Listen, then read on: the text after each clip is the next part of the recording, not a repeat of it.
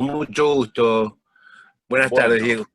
buenas tardes a todos y muchas gracias. Gracias, Jorge, por habernos acompañado Por favor, un placer. en este encuentro, en un día tan significativo. El 12 de octubre tiene una trascendencia cultural e institucional muy grande para nuestra historia, y no dudamos cuando pensábamos en hacer alguna actividad de estas que han llegado para quedarse en virtud de la pandemia, estos encuentros a distancia que nos acercan tanto. No dudamos en pedirle a Jorge que fuera nuestro orador, nuestro invitado. Jorge, como es una persona muy generosa, aceptó rápidamente. Hace un año más o menos estábamos haciendo colocábamos una palma ante la tumba de don Hipólito Yrigoyen. Jorge también tuvo la deferencia de ese día aceptar. Bueno, él está virtualmente, todavía no lo hemos concretado, pero está virtualmente incorporado como historiador, sociólogo, gran profesional de la enseñanza. Está incorporado al Instituto Nacional Irigoyeniano, y hoy queríamos que se acerque con sus reflexiones y en una especie de planteo desde el punto de vista del diálogo con la historia, que es una de las herramientas que hemos encontrado en esta situación para conversar a distancia, pero en grupo. Vamos a escuchar a Jorge, él va a ir llevando el hilo y por ahí yo me meto un poquito, pero les voy a pedir a todos mutearse. Jorge es quien va a llevar la batuta de esto, y si puedo lo voy a acompañar. Gracias, Jorge, y bienvenido de vuelta. Por favor, un gusto, un placer. Y además entrar en este Zoom que maneja esta institución tan importante, tan querida por todos nosotros y con tantos amigos. Realmente es un placer este hermoso día de primavera en pandemia en Buenos Aires. Así que estoy felizmente contento por esta reunión virtual, donde vamos a debatir algunas pocas cosas que tienen que ver con nuestra historia. Diego es un apasionado de la historia, es un hombre que comprende la historia o analiza la historia de una perspectiva muy similar a la que hago yo. Esto es, partiendo de la base de que la historia se hace con documentos, ¿no? Y yo creo profundamente que la historia debe hacerse con documentos que tienen distintos formatos, que tienen distintas evaluaciones, pero documentos al fin, documentos escritos que uno los ve. Ahora, la historia también, y Diego coincide conmigo, es inseparable del historiador que la hace. Es inseparable del historiador que la hace, de su vida, de cómo interpreta su propia vida. O sea que la historia se hace siempre desde el presente. Es la recreación del pasado humano desde el presente. Y el historiador lo tiene que hacer con honestidad, lo tiene que hacer aproximándose lo más posible al hecho que sucedió. Y muchas veces en Argentina, y en el mundo, pero en Argentina particularmente, se ha falsificado la historia, con intereses subjetivos, con intereses subalternos, con intereses para explicar el presente, no desde una perspectiva de aprendizaje, aprendamos de la historia para no repetir los errores, sino de una perspectiva ideológica para justificar un presente. Y esto estamos en contra. Hoy es 12 de octubre, es un día muy importante el 12 de octubre, ¿no? Muy importante porque fue el día que fue elegido desde hace mucho tiempo para que asumían los presidentes ante el recambio presidencial. Y muchos presidentes del radicalismo asumieron el 12 de octubre, ¿no? Muchos presidentes del radicalismo, como Hipólito Yrigoyen, como Marcelo Alvear, como Arturo Illia.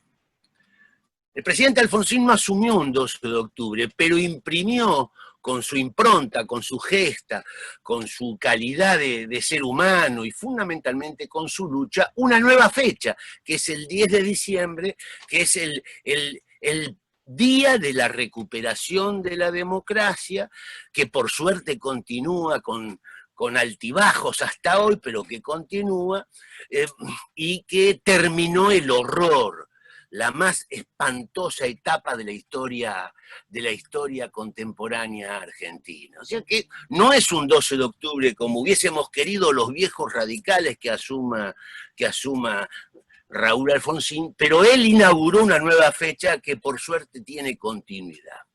Vamos entonces ahora a los temas que nos convocan hoy, ¿no? Y los temas que nos convocan hoy sería lo controvertido que resulta ser la interpretación de lo que es el 12 de octubre en función de que se producen grietas con respecto a esta fecha. Grietas en la historia.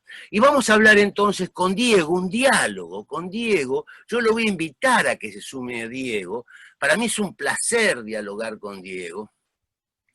Y lo voy a invitar a que reflexionemos juntos este asunto de la grieta desde los orígenes mismos de la patria. Desde los orígenes mismos de la patria. No es una novedad la grieta en Argentina. No es una novedad. Y las grietas fueron muchas, en muchas etapas. Una etapa muy larga de una gran grieta que fue la Guerra Civil entre 1820 y 1880, por poner arbitrariamente las fechas, ¿no? Grieta. Interpretaciones diversas de la realidad, pero que significaban la ruptura de la sociedad. Lo cierto es que 1810, esa fecha tan querida, el 25 de mayo, el 22 de mayo de 1810 para los argentinos, ¿no? Que significó el primer paso de esa idea, de ese paradigma de libertad que algunos tenían, produce una grieta. Esa revolución maravillosa que inaugura un pensamiento, el pensamiento de Mayo, va a tener dos vertientes que tenían distintas velocidades. La vertiente de Moreno, de Castelli, de nuestro querido Manuel Belgrano, pero que de alguna manera lideró Moreno, ese joven patriota, abogado que había logrado en Chuquisaca leer los libros prohibidos, al igual que Belgrano los había leído en Salamanca, por distintos motivos, tenían distintas edades, pero ese grupo quiere la libertad. Ese grupo se da cuenta que el viejo contrato estaba caduco y se había roto el viejo contrato colonial. El 12 de octubre tiene que ver con ese contrato colonial. Y Moreno va a plantear que está roto ese contrato, que hay que romper. Y si no está roto, hay que romperlo. Porque Moreno piensa en un nuevo país, piensa en la libertad. Pero sin embargo, otro grupo, dirigido por el presidente Saavedra, va a tener otra velocidad, no le va a gustar esa impronta de Moreno. Y Moreno fue el primer ministro de guerra, el primer ministro de defensa que tuvo un ejecutivo patrio. Pero Moreno, la actividad política de Moreno, y hoy estamos hablando de él, duró 10 meses, nada más. Pasó a la historia por lo que hizo en 10 meses. Y en esos 10 meses, publicó en la Gaceta de Buenos Aires nada más y nada menos que el contrato social de Rousseau. Y porque les quería explicar a los criollos, les quería explicar que el contrato estaba roto y que había un nuevo modelo, un nuevo proyecto. Pero la grieta estaba. Y Moreno fue abordado, criticado, amenazado, condenado, insultado, al igual que Castelli y al igual que Belgrano. Yo no me quiero frenar acá, yo podría seguir hablando de esto, podría seguir hablando de este generalito improvisado que llevamos en el alma, el más grande de todos los argentinos, conjuntamente con San Martín, Manuel Belgrano. Hijo de ricos que podría haber hecho otra vida, dejó todo por la libertad, todo. Dejó su puesto en el consulado, nombrado por el rey, no por el virrey, que era a perpetuidad. Dejó la fortuna familiar, el padre era un hombre muy, muy rico. Y como misión le dieron ir a disciplinar un ejército que no era un ejército, era un conjunto de desarropados, mal armados, indisciplinados. Primero tuvo que ir al Paraguay a pelear con la más fea, que le fue bastante bien, a pesar de que no logró que Paraguay reconociera la Junta. Y luego era el ejército del norte, que no solamente lo llenó de gloria, lo llenó de gloria en Tucumán, en el éxodo jujeño, en Salta, también en sus derrotas. La idea de ellos era la libertad. Y enfrente de ese concepto había otro grupo que no estaba de acuerdo con eso, y ahí hubo grieta que terminó con la dudosa muerte de Moreno. Saltemos la etapa, porque si no vamos a hablar de historia. Yo quiero hablar de la grieta y por qué es lo que nos pasa en esta fecha controvertida del 12 de octubre. Y llegamos a 1820, ¿no? En el medio, la gloriosa declaración de la independencia en Tucumán, en esa casita modesta, de las 2 columnas con volutas, con la presión de San Martín, que estaba preparándose en Cuyo y que no lograba la independencia. Luego de la asamblea del año 13, asamblea gloriosa legislativa que había creado bases para la libertad, aunque no pudo concretar las 2 cosas por las cuales había sido llamada, que eran dictar la Constitución Nacional y declarar la independencia, o al revés el orden. 1820 es un año de anarquía y un año terrible, porque entre otras cosas muere el general Belgrano. Muere un patriota, un hombre honorable, un hombre que dejó todo por el nuevo paradigma, por el nuevo modelo, y no llevó reconocimiento alguno. Muere Belgrano, pero es en el momento, en la etapa que hay 3 gobernadores en la provincia de Buenos Aires, y que vienen López de Santa Fe y Ramírez de Entre Ríos con las banderas federales. Y acá voy a hacer un parate. Yo no pido que coincidan conmigo, pero les digo lo que yo pienso de mis investigaciones, de leer y de reflexionar. Ni los unitarios eran tan unitarios, ni los federales eran tan federales. Sin embargo, se mataron con estas 2 opciones durante muchas décadas. Y cuando yo digo que se mataron es porque se mataban, porque además le cortaban la cabeza a su adversario y la ponían en una pica. Estos 2 caudillos federales con las banderas federales vinieron a Buenos Aires y derrocaron al directorio y cerraron el Congreso, el glorioso Congreso de Tucumán. Muy bien, era una opción, la hicieron. Pero les quiero decir que un año después, menos de un año después, López se peleó con Ramírez, y eso eran federales contra federales. Y no solamente se perdió, sino que lo venció. Y no solamente lo venció, sino que le hizo cortar la cabeza y la puso en una jaula de hierro y estuvo colgando 3 días en las puertas del Cabildo de Santa Fe, de la ciudad de Santa Fe. Entonces, cuando hablamos de unitarios y federales, tenemos que pensar que esa guerra civil tenía otros propósitos que estos que se proclaman desde el presente ahora como reivindicación de las montoneras. Federales contra federales también hubo. Y le colgó la cabeza en el Cabildo de la ciudad de Santa Fe. Siguieron los acontecimientos de confusión porque hablaban del centralismo y el unitarismo porteño. Yo no soy porteño, pero no tengo por qué atacar cuando un grupo se equivoca. No tengo por qué sumarme a eso. Porque la Liga Unitaria de 1830 se hizo en Córdoba y su líder era cordobés y había unido 8 o 9 provincias del interior del país y eran unitarios.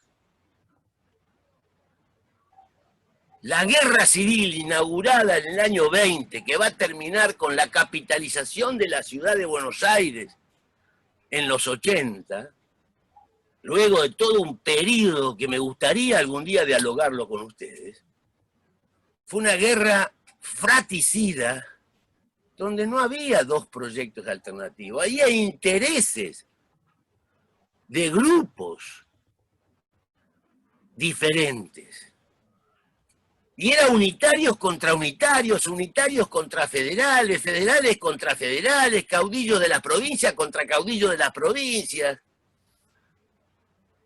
En el año 28, un ex oficial del ejército de los Andes, un oficial valiente, heroico, había combatido en 105 combates por la independencia de Sudamérica, con honor y con valentía, entra en la provincia de Buenos Aires, pelea contra el gobernador de la provincia de Buenos Aires, otro oficial ya del ejército del norte de San Martín, los dos camaradas, los dos amigos, lo derrota y el general Juan Galo de la Valle decide fusilarlo y lo fusila. Le da una hora de tiempo, le hace escribir 2 o 3 cartas y lo fusila. Grieta, terrible Grieta. Lo fusila y luego escribe Lavalle que él no quería fusilarlo, se arrepintió de fusilarlo, que él lo quería mucho, que era muy valioso Dorrego, pero Dorrego, la muerte terrible de Dorrego generó 2 cosas. Una, que Lavalle no pudiera descansar nunca más porque fue perseguido durante los 11 años de calvario que tuvo Lavalle escapándose de las fuerzas rosistas, pero fue perseguido por su conciencia. Nunca más pudo vivir tranquilo Lavalle. Él sabía que había cometido un gravísimo error. Lo había fusilado. Y ahí surge Rosas. Y crea el rosismo. Crea el rosismo que duró 25 años. Con la suma del poder público y la exigencia que le den las relaciones diplomáticas internacionales y la suma del poder público. Con la bandera federal, siendo el más unitario y el más centralista y el más defensor de los intereses de la provincia de Buenos Aires que jamás otra persona tuvo. Tuvo sus valores Juan Manuel de Rosas, la defensa de la soberanía en la vuelta de obligado, y algunas otras cosas, pero también no se puede negar el carácter violento de ese gobierno. No se puede eximir de las barbaridades que hizo su policía, la mazorca.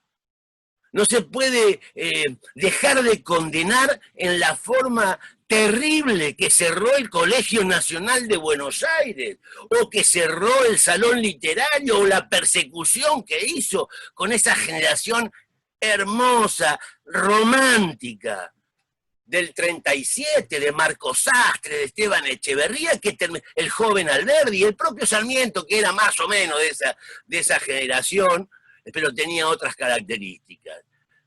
Gutiérrez, Miguel Canepadre, gente maravillosa, que creían en otra utopía. Ellos creían que se podía terminar con la grieta.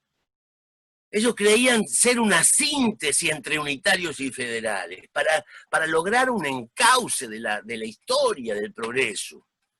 Todos terminaron en Río de Janeiro, en Uruguay, en Chile, en Europa, exiliada, hasta la propia Mariquita Sánchez de Thompson, en ese momento de Delleville, de Mendeleville. Terminó refugiada primero en Río de Janeiro, luego en Montevideo, y eso que era de amiga de la infancia de Rosas. Y Rosas le escribió una carta diciendo: no tengas miedo por mí, Mariquita, yo no te voy a hacer nunca nada, sos mi amiga. Y ella le puso: mi querido amigo de la infancia, yo no te tengo miedo a vos, le tengo miedo a tus ideas. Y se fue. La grieta. la grieta falaz, la grieta con consignas raras, la grieta que defendía intereses, pero que se disfrazaban en torno de conceptos, algunos federales, otros unitarios, y los unitarios no eran tan unitarios, le vuelvo a repetir, ni los federales eran tan federales. En 1835 viene Facundo Quiroga, viene a verlo a Rosas a Buenos Aires. Tenían una relación, una amistad, y Facundo Quiroga le plantea a Rosas que es necesaria una constitución, y que él no está tan de acuerdo con los temas de la federalización, de lo federal, que en estos momentos hay que pensar un gobierno, y Rosas lo sacó disparando a Facundo en esta confesión que le hacía que él, muy federal que digamos, no era. Ese mismo año murió. ¿Quién lo mató a Facundo Quiroga? Federales, sin duda. Federales. Es muy rara la historia cuando uno empieza a investigar y empieza a analizar y se angustia, quisiera cambiar las cosas como si eso pudiera ser posible. Pero lo mejor es tratar de comprender. Los alemanes tienen un concepto, una palabra que no existe en español, que es Verstehen. Hay una escuela psicológica de la Verstehen y hay una escuela historiográfica de la Verstehen. Verstehen, comprensión, comprender. Y esto es el ejercicio que tratamos de hacer con lo que leemos. Pero la grieta sigue y se mataban, y muertos, y iban para acá, iban para allá. Y el retraso seguía produciendo y reproduciéndose. Y no se consolidaba el país. Sarmiento nació en 1811. Y él se jactaba, Domingo Faustino Sarmiento, que como ustedes saben no se llamaba Domingo. Pero él se jactaba de haber sido gestado en la Revolución de Mayo. Él lo hacía a propósito, era un provocador, siempre fue un provocador. Él se jactaba, y era cierto que posiblemente había sido gestado en la revolución, nació en 1811, la revolución fue el 25 de mayo, nació en febrero, era muy razonable que haya sido gestado, pero no tenía nada que ver una cosa con otra, pero él lo decía a propósito. Cuando nació Sarmiento en 1811, este lugar, este ámbito, que había producido la Revolución de Mayo, esa Revolución de Mayo maravillosa, pero que a su vez se fagocitó a sus hijos, entre ellos al pobre Belgrano, el más grande de todos, a Moreno con esa muerte ridícula y rara, al propio Castelli. Sarmiento, cuando nació en 1811, estos territorios no tenían nombre. Tampoco se sabía dónde empezaban y dónde terminaba. Provincias Unidas del Plata, Provincias Unidas del Sur, Provincias Unidas de Sudamérica, no tenía nombre. Sarmiento nació, hizo la vida que ustedes conocen que hizo, nació en esa aldea, San Juan, viento sonda, piedra, pobreza, austeridad, con esa madre, con esa casa, con ese padre que era sargento de las milicias del ejército de San Martín y que estaba ausente, con ese tío cura que le enseñó algunas cosas. Ese Sarmiento construyó toda su vida con la convicción de crear una república. Su militancia era crear una república. Escribió Civilización y Barbarie, un trabajo maravilloso, lo mejor que fue escrito en el siglo XIX por escritor argentino alguno. Fue una descripción, Civilización y Barbarie, eso eran las Pampas, eso era Cuyo, eso era el norte, eso era el litoral, civilización y barbarie. Y a la barbarie le ofrece la escuela pública por la cual militó y luchó toda su vida. No fue el primer educador, porque el primero que él fue Belgrano, que creó en 1802 con su propio dinero las escuelas de señoritas y de mujeres, de niñas y señoritas, que era impensable en esa época en el Virreinato del Río de la Plata.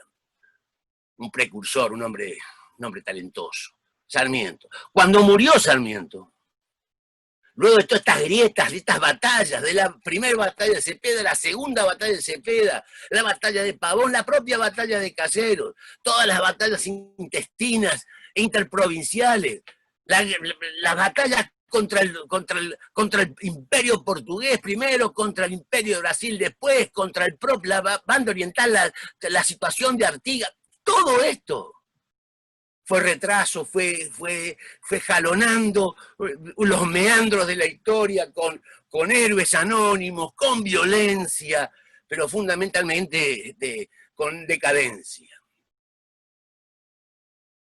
Cuando muere Sarmiento, en 1888 en Paraguay, el país tenía nombre. Se llamaba República Argentina y estaba recibiendo 400, 500, 600 mil europeos por año y construyendo 3.000, 4.000 kilómetros de ferrocarril por año. Cuando muere Sarmiento, toda la República Argentina estaba incorporado al sistema telegráfico a Chile y a Europa. Cuando murió Sarmiento, la ciudad de Buenos Aires había dejado de ser la capital de la provincia, donde el presidente de la nación era huésped del gobernador de la provincia, y ella era la capital de la República Argentina, la capital de todos los argentinos. Y la Argentina era próspera, porque se había logrado, a partir de Caseros, a partir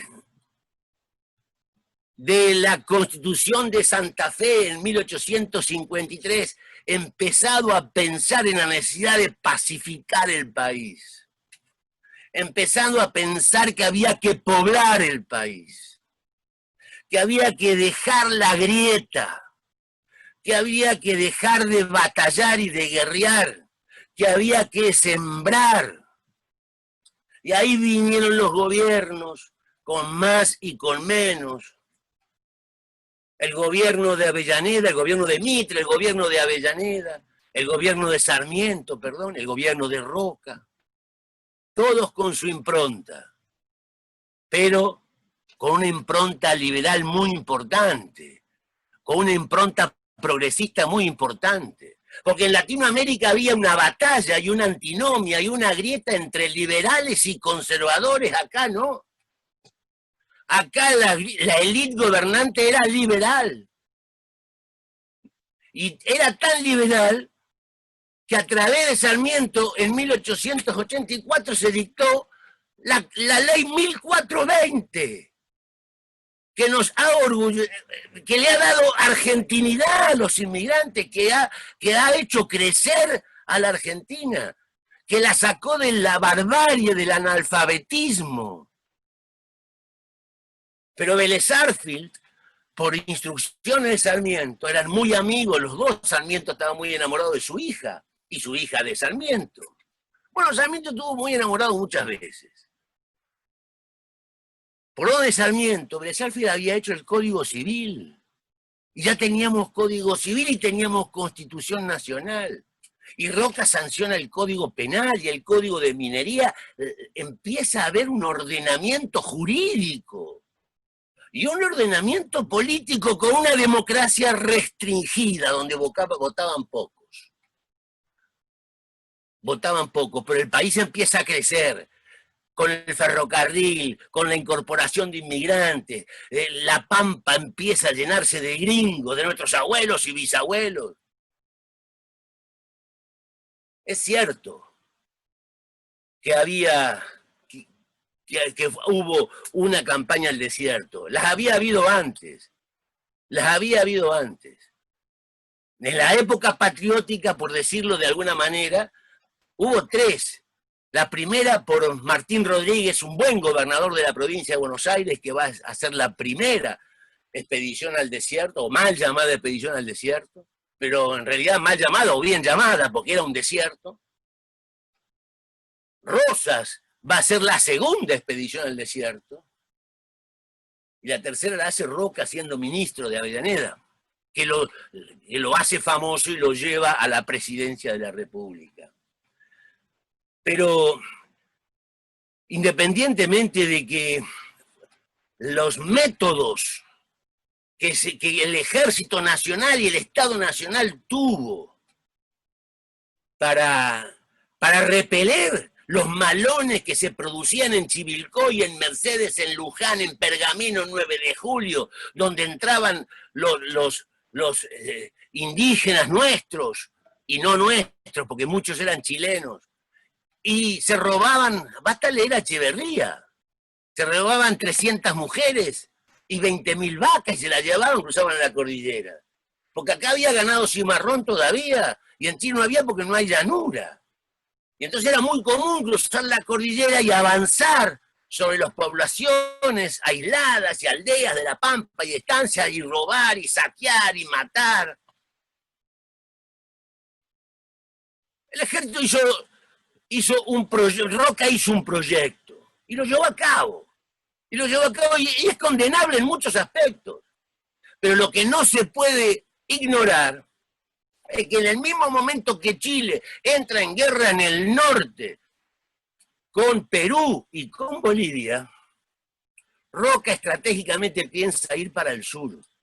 Y va con peritos, va con cartógrafos, con clérigos, con distintos tipos de intelectuales, de gente que quiere hacer una mirada del terreno, porque no estaba clara que la Patagonia fuera argentina, como tampoco era chilena, Jorge, porque tampoco había sido de la corona española, nadie había ido por esos territorios. Jorge, ¿te puedo interrumpir Y un eso minuto? perdón. ¿Me escuchás? No, simplemente porque quedan muy pocos minutos y se va a interrumpir la transmisión. Es tan rica la charla, es tan enriquecedora, pero además le has puesto una verba que uno te conoce, pero le has puesto una energía que nos tenés a todos en vilo. Me parece bien, dado que faltan unos 3 minutos y medio, cortar acá. Le damos unos minutos a Jorge de que recupere energía, se tome un vasito de agua o se tome un té y arranque con la segunda parte, porque es extraordinario, Jorge. Yo lo he disfrutado y no he querido interrumpirte. Me estaba lamentando por tenerte que cortar. Mirá, estaba sufriendo y ¿cómo? No quiero cortarlo, te quiero seguir escuchando, por eso te digo. ¿Te parece bien, Jorgito? Me parece muy bien. Hola nuevamente. Bueno, ahora se me ve, ¿por qué no? Ahí me gustó esa Tiene que dar iluminación. vuelta a todo. Lo que pasa es que no estoy en mi casa, estoy en la casa de mi hija. Se nota que estás más blanquito. Sí, estoy un poco más flaco, más preocupado también. Y más barbudo también. Estelita Nordis, esa es la voz de Estelita Nordis. No. Sí, ahí te veo, un beso. Ahora está Hola, Estela. Hola, Estelita. También. Bien, Jorge, ya te vemos mejor que antes. Yo estoy atrás de cámara. Una mancha. Bueno, retomamos todos. Hola, Azucena. Que ¿Cómo estás, está Néstor? Azucena Contino también, ¿eh? ¿Qué está, Diego? ¿Cómo está? Hola, ¿cómo están? Mandó un WhatsApp. Bien, mi querido, bien. Ya Fernandito por ahí. La familia Fioranelli, un abrazo. Presente, un abrazo. ¿Cuándo nos podremos juntar a tomar un café y charlar como se debe? Ay, Dios. Bueno, Claro. retomando, Cara a cara. acá ya se está grabando, ¿verdad, José? Bueno. Así que vamos a retomar en Vuelvo la etapa que dejó Jorge de la primera parte de su exposición. Volvemos es como que recapitulamos y Jorge nos estaba contando la campaña del desierto, el proyecto nacional, la República Argentina en 1880. Bueno, yo les decía hace un rato que cuando había nacido Sarmiento estos territorios no tenían un nombre. Tampoco se sabía dónde empezaba y dónde terminaba. Cuando muere Sarmiento, se sabían las dos cosas. El país tenía nombre, República Argentina, y se sabía dónde empezaba y dónde terminaba. podemos decir que la vida de Sarmiento es una vida de constructor de ciudadanía, constructor de república. Pero no fue el único, obviamente. Pero Sarmiento era un polemista, un creador de grietas. Era un hombre políticamente incorrecto. Y, Vos sabés cuando terminó. Por favor, mutearse.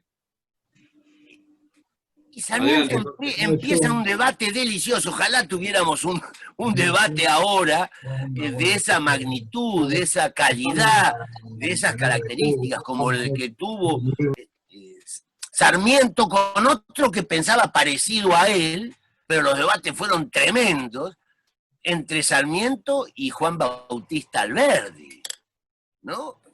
En esas famosas polémicas epistolares y por artículos periodísticos que se denominaban las cartas quillotanas por parte de Alberdi y las 101 por parte de Sarmiento, donde se ridiculizaban y se decían cosas terribles, terribles.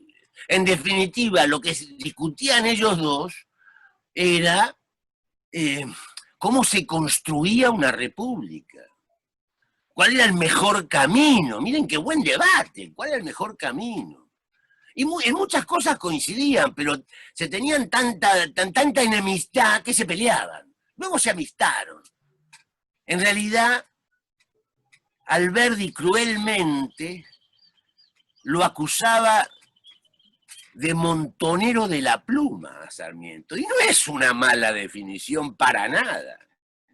Y lo consideraba, le decía barbaridad de Sarmiento, que no había tenido educación formal. Claro, Alberdi, que era un erudito, un hombre que había estudiado toda su vida formalmente, lo veía este tío que venía desde San Juan, que autodidacta, pero eran dos cabezas superiores.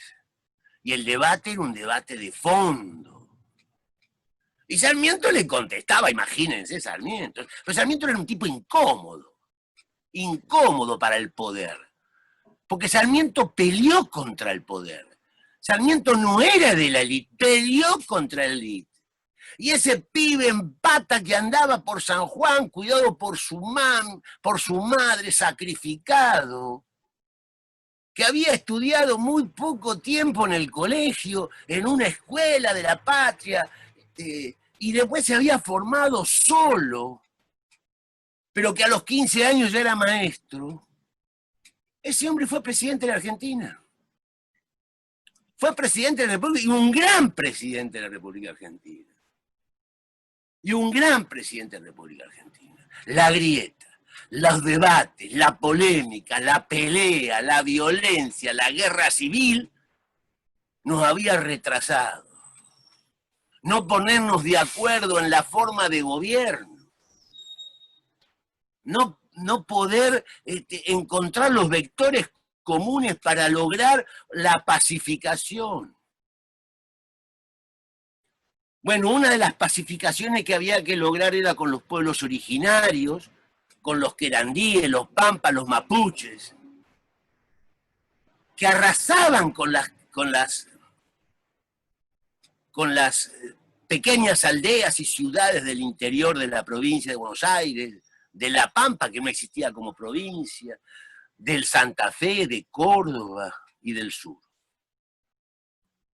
En el gobierno de Avellaneda, Alsina tenía un proyecto estratégico de hacer la famosa zanja de Alsina, que todavía hay algunos vestigios, que era una zanja de unos 700 kilómetros de largo, que cortaba longitudinalmente gran parte del territorio hacia el sur, y que desembocaba en Bahía Blanca, una zanja de 3 metros de profundidad por 2 caballos, uno atrás del otro de ancho y 700 kilómetros de largo, para evitar que se puedan robar el ganado y que puedan incursionar.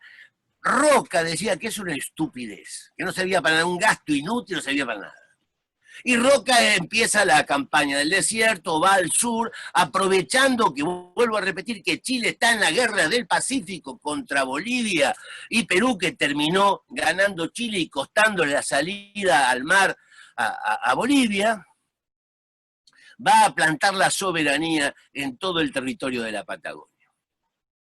Va a plantar la soberanía. Y a último momento de su mandato, Roca va a lograr hacer un acuerdo, pautar un acuerdo con Chile por la cual se reconoce las altas cumbres como límite y se termina con la locura, al menos temporal, por ese tiempo, de Chile de creer que la Patagonia oriental era de ellos.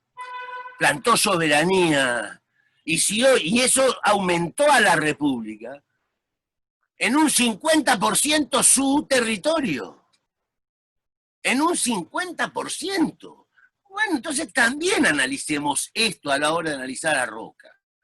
Y analizar lo que se forma a partir de Roca, porque lo cierto es que en 1880 se federaliza la ciudad de Buenos Aires y se pacifica definitivamente el país.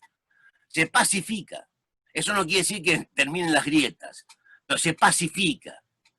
Se pacifica como producto de la ley, como producto del Código Civil, como producto de la evolución de los pueblos, como producto del desgaste que había producido 40, 50 años de guerra fratricida, se pacifica el país. El presidente de la República deja de ser un huésped del gobernador de la provincia de Buenos Aires. Se había formado un ejército nacional, un colegio nacional para formar, un colegio militar para formar cuadros profesionales del ejército nacional, una escuela de armada, un colegio donde se estudiara la náutica y la navegación militar para formar cuadros de la armada, en una época donde todo dependía del mar y de la navegación.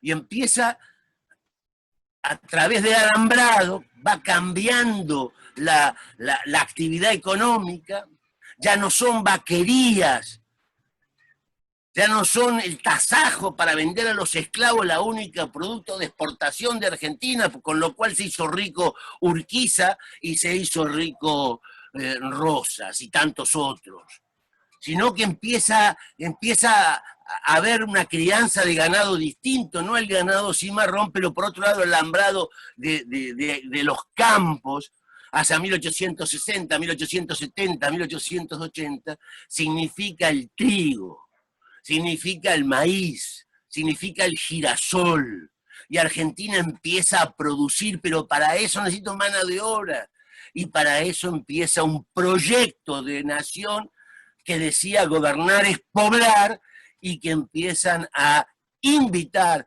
a los europeos a que se incorporen, y empieza la pampa gringa.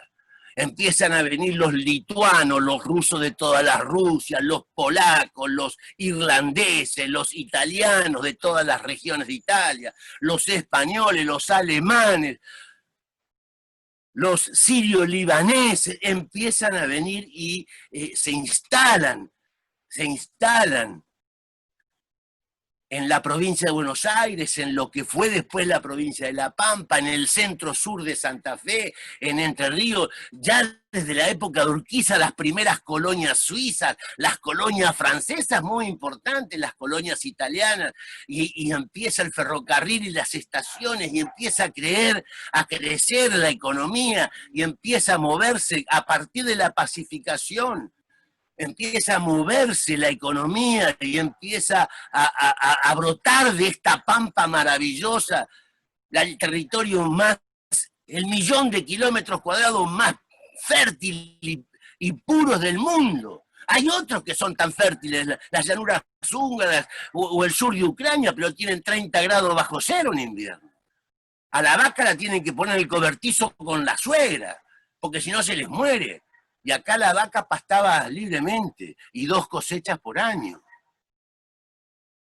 Argentina empieza a ser un lugar de protección para los terribles sucesos que suceden en Europa, y millones de personas abandonan Europa, millones, de los cuales 5 millones y medio, 6, llegan a estas tierras.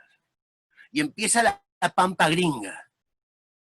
Empiezan ese catalán, ese calabrés, ese siciliano, ese napolitano, ese milanés, el de Piamonte, También el de Frankfurt, o el de Belfast, o el de Galicia en Polonia.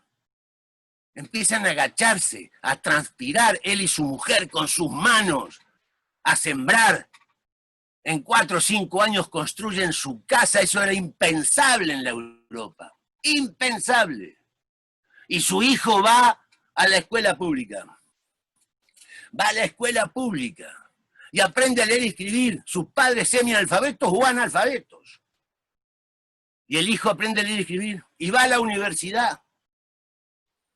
Y va a la universidad. Y en Argentina empieza a haber un ascenso social y una sensación de progreso indefinido. Estamos en una etapa del positivismo, donde el progreso, a partir de las técnicas, a partir de la tecnología, a partir del ferrocarril, del frigorífico, del alambrado, del telégrafo, de los buques que ya no son a vela, sino a vapor. Toda esta tecnología aplicada al desarrollo de un país con la pacificación y un proyecto de país hacia el crecimiento. Y entonces encontramos que las panaderías, los almacenes de ramos generales se llaman el progreso, la victoria, la gloria, el triunfo, porque hay toda una esperanza de crecimiento. Estos europeos que habían huido de la guerra o de las guerras, de los problemas de religión, de las persecuciones ideológicas y del hambre, ven en Argentina un país para desarrollarse y criar a sus hijos. Y se incorporan, y se van mimetizando. Acá no hay guetos, y va creciendo el país. Va creciendo el país, pero era todo con el pueblo, pero sin el pueblo. Porque este grupo que había logrado esta pacificación y que había logrado la incorporación de la Patagonia con métodos que son muy criticables en algunos temas con respecto a los pueblos originales, no daba participación a todos. Era una participación restringida, en consecuencia era una democracia y una república restringida. Y ahí nace la pelea de los radicales. Ahí surge el pensamiento radical, que es el verdadero pensamiento republicano y democrático, la ampliación del sistema. Y le voy a decir a todos estos ñatos de la élite que está bien lo que están haciendo, lo que hicieron, qué sé yo, pero se acabó. El pueblo ahora quiere saber de qué se trata, porque hay cientos de miles de hijos de inmigrantes y de inmigrantes que sí quieren saber de qué se trata. Y ahí está Lem con su discurso, con sus ideas, con su oratoria, con su presencia maravillosa. Y ahí está su sobrino, don Hipólito Yrigoyen, que va a luchar 26 años hasta llegar a ser presidente, por la ampliación de los derechos, por la ampliación del sistema democrático, por la incorporación de millones de personas a la política y al sistema democrático. Una lucha que surge en la Revolución del 90, que es la primer gran crisis que tiene este modelo agroexportador manejado por pocos. Y como dijo un senador, la revolución fracasa, y es cierto que la revolución del 90 fracasó, pero el gobierno de Juárez Celman está muerto, definitivamente muerto, y tuvo que renunciar, y ahí surge el gringo Pellegrini, el presidente Pellegrini, que trae un antecedente importantísimo para los historiadores, porque se convierte en el primer presidente argentino hijo de inmigrantes. Miren qué movilidad había. Pellegrini fue el primer presidente argentino hijo de inmigrantes. Y fue un buen presidente, un tipo inteligente, talentoso. Crea el Banco Nación, soluciona el tema de la crisis financiera del 90. El devenir sigue. En 1912 la ley Sáenz Peña, que tendría que llamarse ley Hipólito Yrigoyen, pero está bien que se llame Sáenz Peña, porque en definitiva Roque Sáenz Peña se jugó por esa ley en contra de su propio grupo social al cual pertenecía, hijo de un expresidente. Roque Sáenz Peña también era amigo de Yrigoyen. Y llegan a concebir esa ley, la ley de 1912, del voto universal, obligatorio, con otro sistema de juego. Y empieza el gobierno radical. Piensa el gobierno radical. Hacia 1920, 1918, 1920, en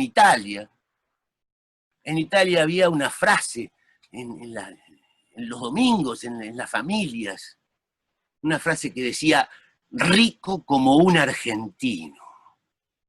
Rico como un argentino. Aquel país de la grieta terrible, de la muerte, de que no producía nada, de la violencia, del desencuentro, se había pasado a que en las mesas de los domingos de Italia se dijera rico como un argentino. Argentina se había convertido en el primer productor mundial de carnes, de cueros, de trigo, el segundo productor de maíz, de aceite de maíz. El crecimiento era sostenido.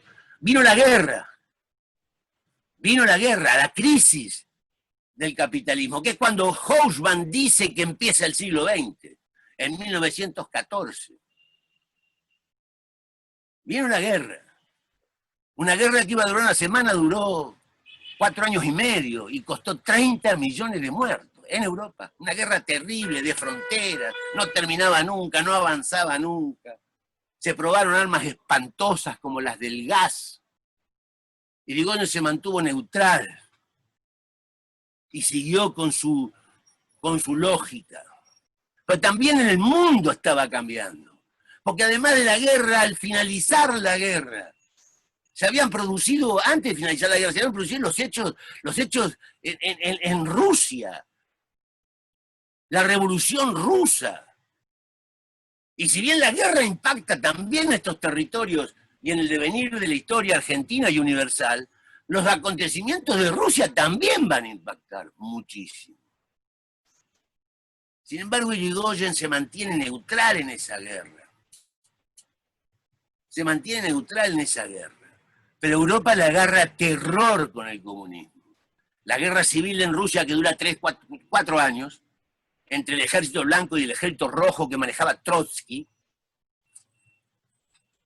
le va a provocar un terrible dolor de cabeza a Europa. Recuerden aquella frase del manifiesto comunista de Marx y Engels, cuando en 1848 dice: un fantasma recorre Europa, el fantasma del comunismo. En 1918 esto se hace tangible. Y la burguesía industrial europea no puede salir de la crisis de la guerra, pero ve con mucha atención los acontecimientos de Rusia. Inglaterra ya deja de ser Inglaterra.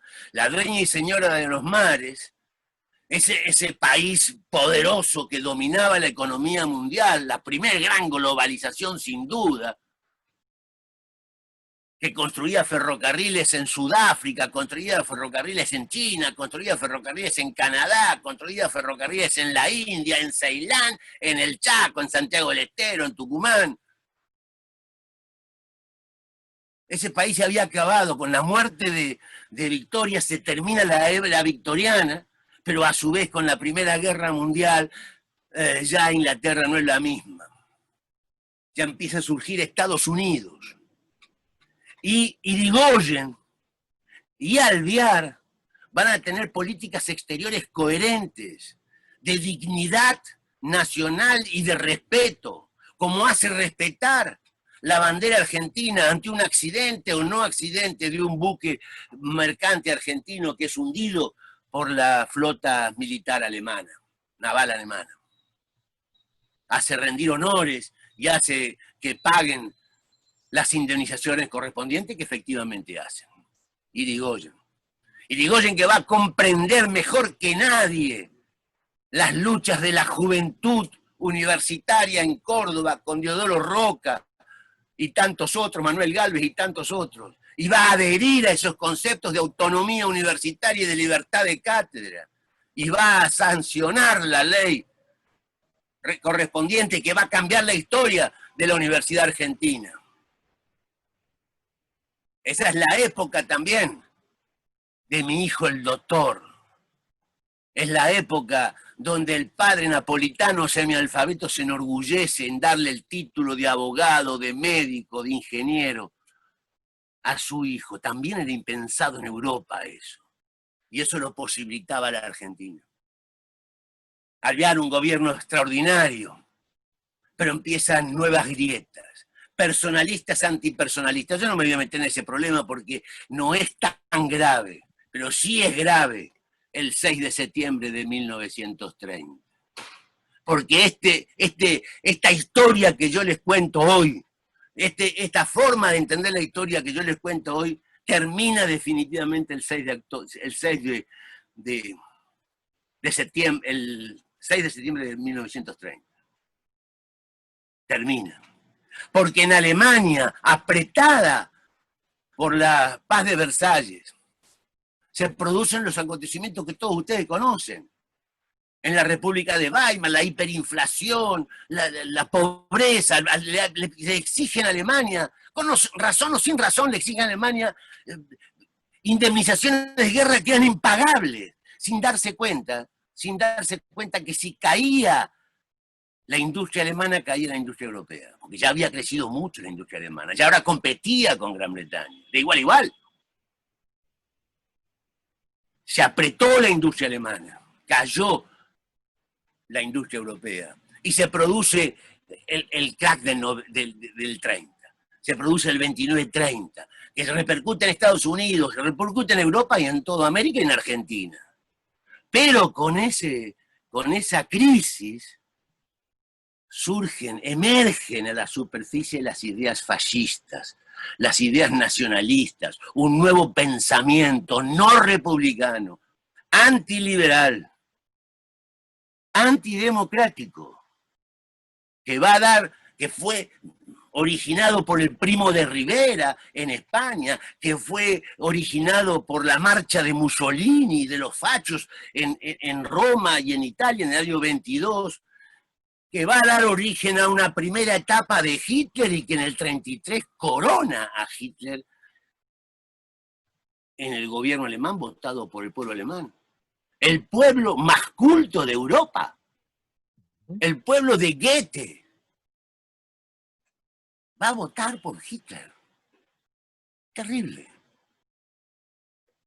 O sea que el 6 de septiembre del 30 y esa etapa viene cargada de una connotación terrible.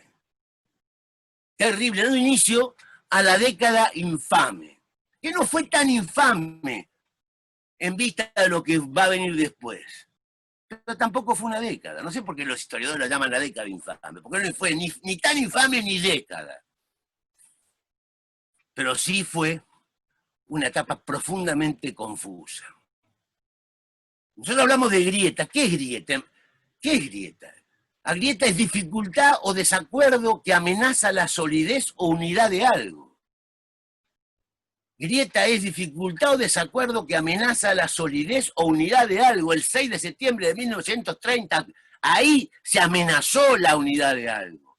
Pero lo que hizo eso fue terminar con un círculo virtuoso que llevó a la Argentina, a la República Argentina, de 1860, 1870 en adelante, esos 60 años, 50 años si ustedes quieren, de 1880 con la pacificación, a partir de la capitalización de la ciudad de Buenos Aires, hasta 1930, que Argentina se ubicó en un lugar de privilegio en el comercio mundial, séptima economía del mundo.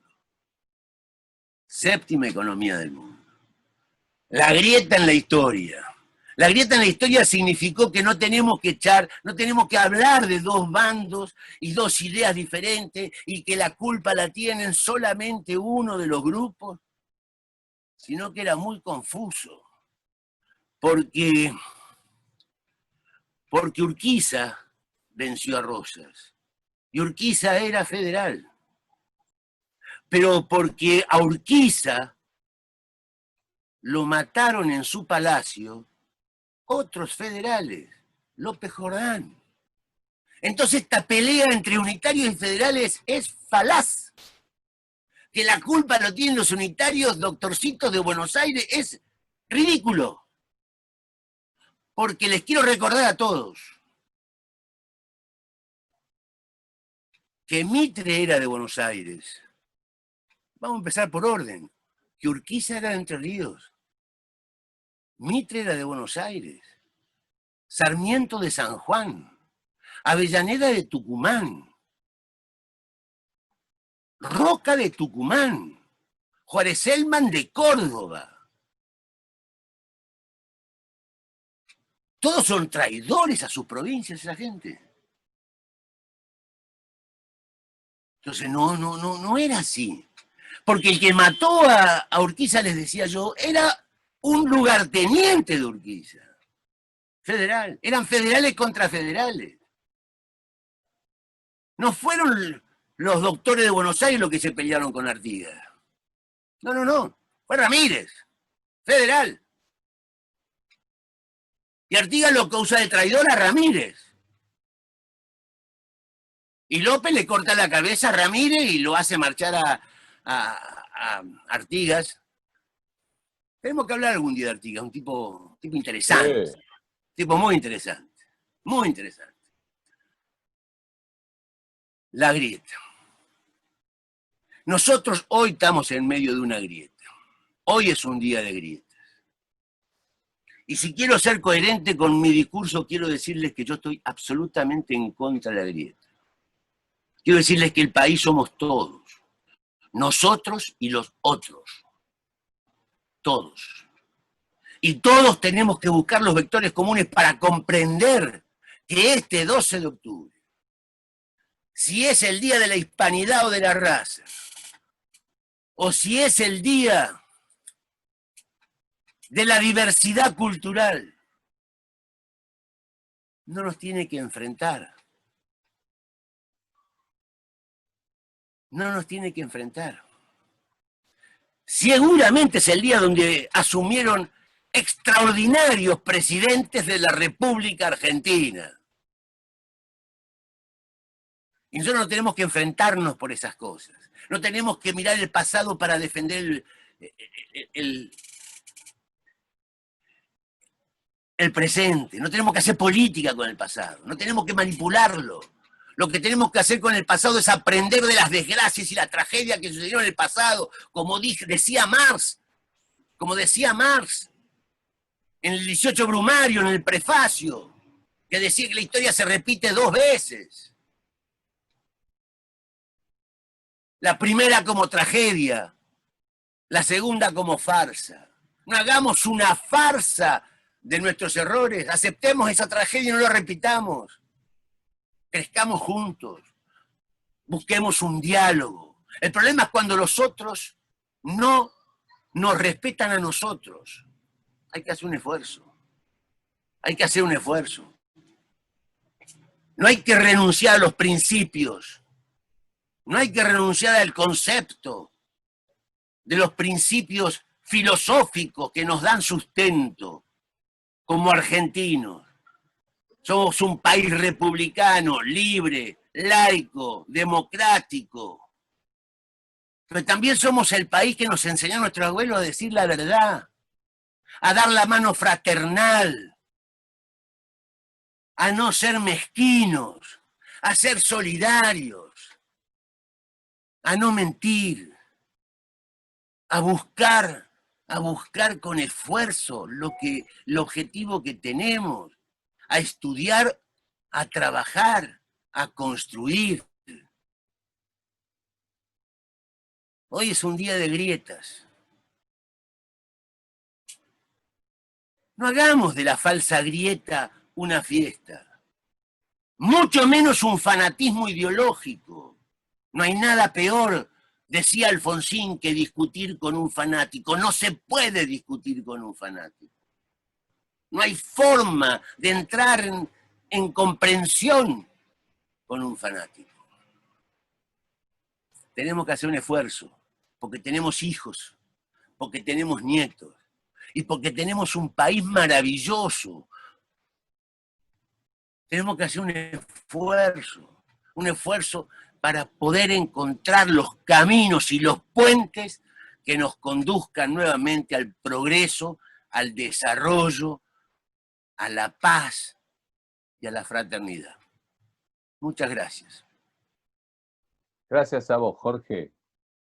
Extraordinario realmente. Ha sido un encuentro hermoso, en un día significativo, donde nos dejás un mensaje esperanzador y que además nos compromete, porque haces un llamamiento a tomar una actitud muy concreta, muy comprometida con nuestro presente y con nuestro futuro, sabiendo y aprender de los errores para no repetirlos y proyectar un país como también supieron pensar otros grandes hombres. Vos mencionaste y nombraste especialmente, sé que lo querés mucho y yo también, a Sarmiento, el argentino tal vez más extraordinario. Se podría decir que Sarmiento viajó en el tiempo, vio el futuro, volvió y lo empezó a hacer. Sí. Extraordinario. Sí. ¿Por qué no pensar como Sarmiento en lo que va a quedar para nuestros hijos y nuestros nietos? ¿No? Y tomarlo como una causa militante. Y los radicales somos muy hijos de Sarmiento. Sí, claro. Nuestros fundadores se formaron con Sarmiento. Aristóbulo del Valle trabajó para una segunda presidencia de Sarmiento que no se pudo concretar. Así que, con más razón, más sarmientinos que nunca. Jorge, gracias de verdad. Acá todos los amigos están saludando en el chat. Quedan muy poquitos minutos, con lo cual no va a dar tiempo para hacer preguntas, pero si vos querés decir algo más, y cerramos. Que los abrazo a todos y me encantó estar en esta asamblea. Espero no haber decepcionado ni aburrido. No, a nadie, al contrario, Jorge, al contrario. Un abrazo grande, Jorge querido, un beso Gracias a vos, Victoria, a tus hijos, un abrazo y un cariño muy grande a todos y todas los que están conectados en esta sala. Gracias por haber estado esta tarde acá. Nos llevamos el mensaje de Jorge y el recuerdo de un 12 de octubre que hoy no asume don Hipólito, no asume don Marcelo, no asume don Arturo, pero tenemos el ejemplo perenne de sus conductas y de sus ejemplos como gobernantes y como hombres de la República. Un abrazo para todos, ¿eh? A cuidarse. Chau.